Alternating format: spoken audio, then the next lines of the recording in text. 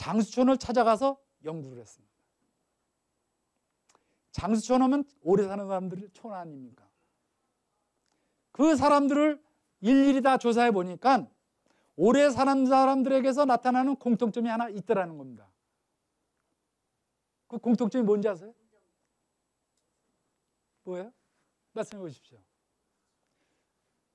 삶의 목표가 있더라는 겁니다. 삶의 목표가 있는 사람들이 장수하고 있더라는 겁니다. 그러니 오래 살고 싶으세요? 물으면 속으로 네 그러잖아요. 건강하게 오래 살 수 있으면 오래 사는 게 좋죠. 그런데 오래 살려면 말로만 해서는 안 됩니다. 나름대로 나 자신의 꿈을 갖고 있어야 된다라고 하는 겁니다. 그것이 연구의 결론입니다. 바로 자신만의 꿈을 갖고 계셔야 되는 겁니다. 자신만의 꿈을 갖고 있느냐, 갖고 있지 않느냐의 여부에 따라서 나는 맛있는 삶을 살 수 있고 맛있는 삶을 살 수 없게 되기도 하는 겁니다. 잘하는 거, 좋아하는 거.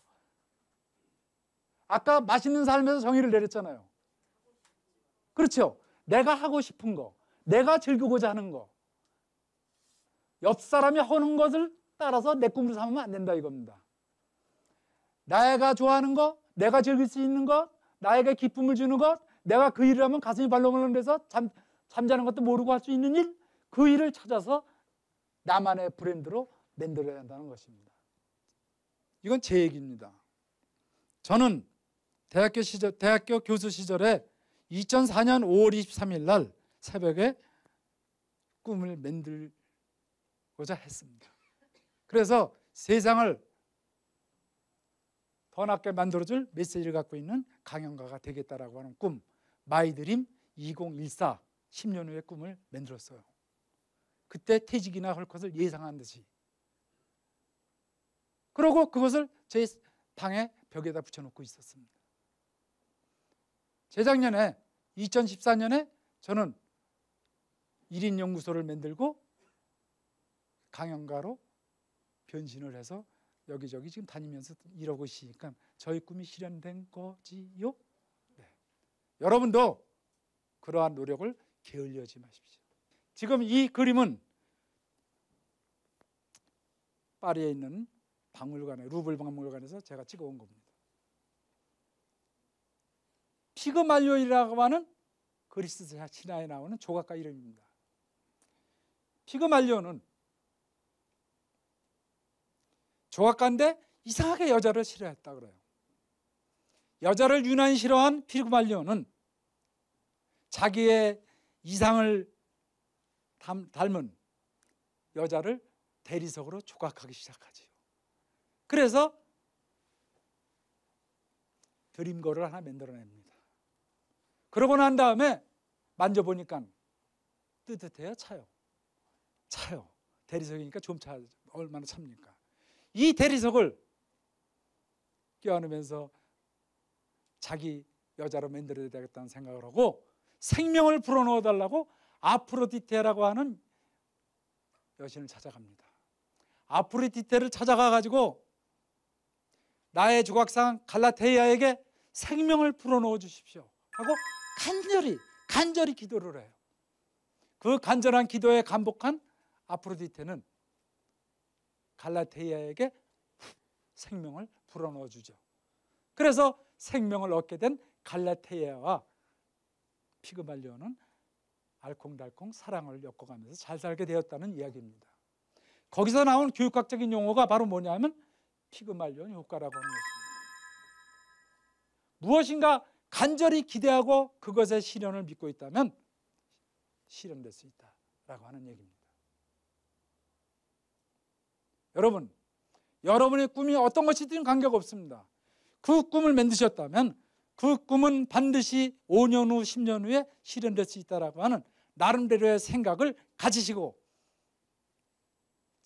긍정의 마음을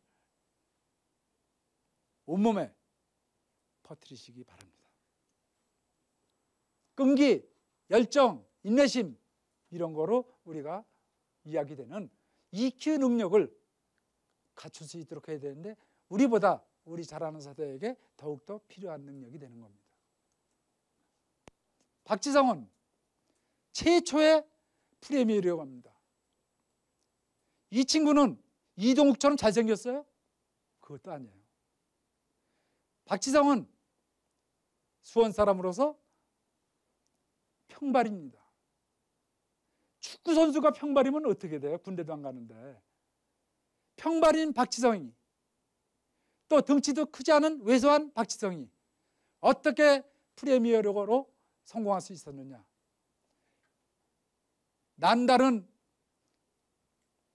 노력으로 평발이라는 핸디캡을 극복을 했죠. 왜소한 체격은 빠른 축구 센스로 보완을 했죠. 그래서 된 거는, 그래서 얻은 별명이 산소통입니다. 여러분, 우리에게 핸디캡은 누구나 갖고 있습니다. 그 핸디캡은 핸디캡은 없앨 수 있습니까? 없습니까? 없앨 수 없습니다. 그런데 그 핸디캡은 극복할 수 있습니까? 극복할 수 없습니까? 극복할 수 있습니다. 무엇에 따라서? 의지에 따라서 극복할 수 있는 겁니다.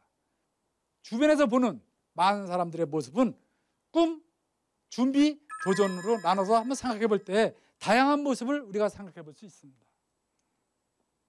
꿈도 없고 준비도 안 돼 있고 도전도 못하는 넉넉고 사는 사람, 폐인과 같은 사람이죠. 이런 사람이 있는가 하면 꿈은 있습니다. 준비도 되어 있습니다. 그런데 도전을 못하는 겁쟁이 같은 사람, 이런 사람이 있습니다. 꿈은 없어요. 준비도 되어 있습니다. 도전을 하고자 합니다.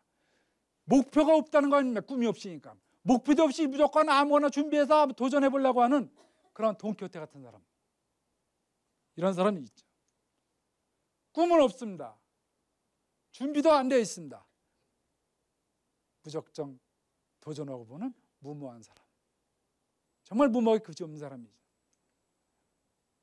꿈이 있고 준비도 되어 있고 그것을 바탕으로 해서 제대로 된 도전을 하는 사람, 이 사람이 바로 우리가 바라는 미래상이죠.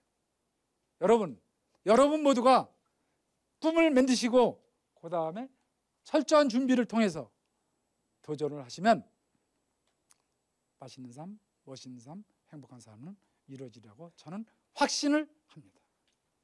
쉽게 얘기하면 창조화 시대입니다. 이 창조화 시대에는 정답이 없는 세상을 살고 계신 겁니다. 정답이 없는 세상을 살고 계시는 거라니까요. 그러니까 여러분들은 이러한 험한 세상에서 창조화 능력을 갖고 있어야 됩니다. 나 아닌 다른 사람의 아픔을 헤아리는 감성 능력이 있어야 되고 그 아픔을 해결해 주겠다라고 하는 융합 역량이 있어야 되는 겁니다. 여러분, 굳이 우리가 동물원에 가서 예전에 우리 안에 있던 동물원만 봤는데 이제는 동물이 우리를 보지 않습니까? 생각을 바꿨잖아요. 우리가 우리 안에 있고 동물들이 마음껏 뛰놀면서 저기 이경서 왔네, 저기 김순자 왔네 이러면서 지들끼리 헤엄치고 있지 않습니까? 우리는 그게 재밌어서 오늘도 가고 다음 주도 가고 계속 가는 거 아닙니까?